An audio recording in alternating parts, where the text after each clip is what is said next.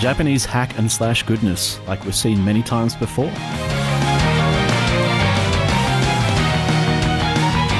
What little story there is in Croixleur Sigma follows two childhood friends, Lucrezia and Francesca. They represent two factions that are competing against each other in a trial to decide which faction will control military and political authority, and more importantly, who will protect the Queen. The girls must put aside their friendship and undergo a trial where there can be only one winner.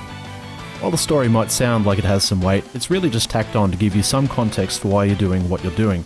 It's there, but you can safely ignore it because you're not missing anything by skipping it.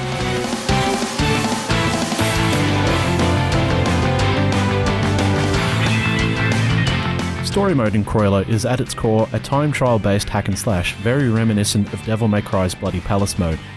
Basically, you kill the enemies on the floor or sky and proceed to the next floor within a 15-minute time limit. The low time limit is a double-edged sword.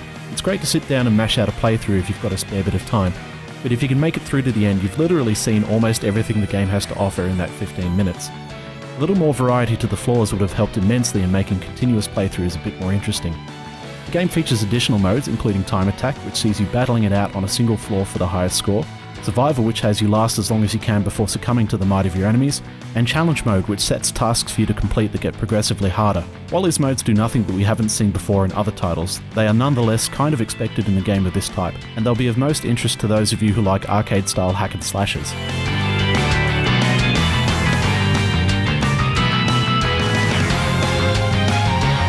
Over the years, we've come to expect some pretty solid and snappy combat systems in our hack and slashes. Croixleur surprisingly handles itself quite well in that regard. While the chain combos are nowhere near as impressive as something like the DMC franchise, it's competent and has all the required movesets from special moves to dashing, which gives you a few of those oh-so-sweet invincibility frames. I really only have two complaints here.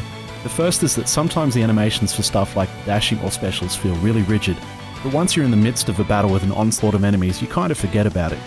The second is double mapped or dual function buttons to do certain special moves.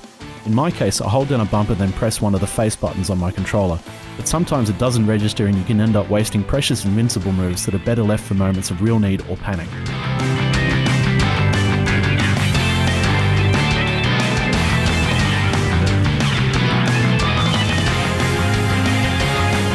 Croixleur features a weapons unlock system. The weapons are varied with different damage values assigned and a nice skin to go with them, and each individual weapon you can unlock has its own special attack, even if some of these special attacks are quite similar.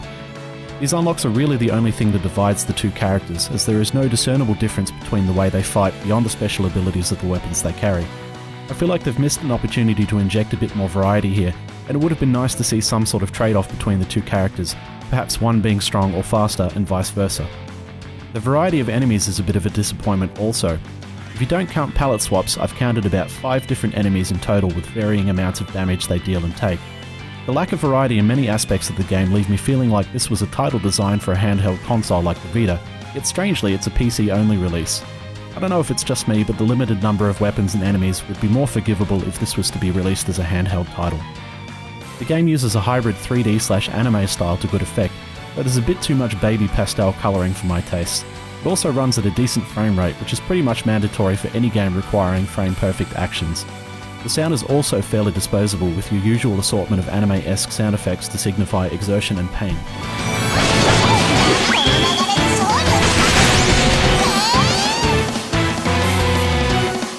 Croixleur has 2 difficulty levels, easy and normal.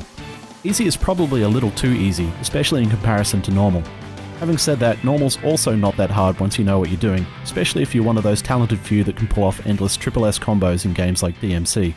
There are leaderboards though, so if you enjoy seeing your name in lights, you might get some extra enjoyment out of this. Ditto if you're the kind of person who enjoys mastering a game to achieve 1 credit clears or no damage runs.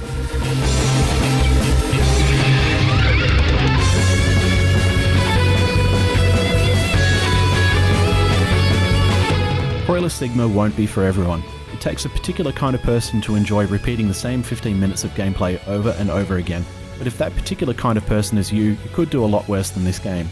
The current asking price on Steam is pretty much perfect, and what it does extremely well. It's simple to pick up, but difficult to master, and with a few unlocks thrown in, you'll get your money's worth. Having said that, if the art style doesn't appeal to you, you may be better off picking up another title.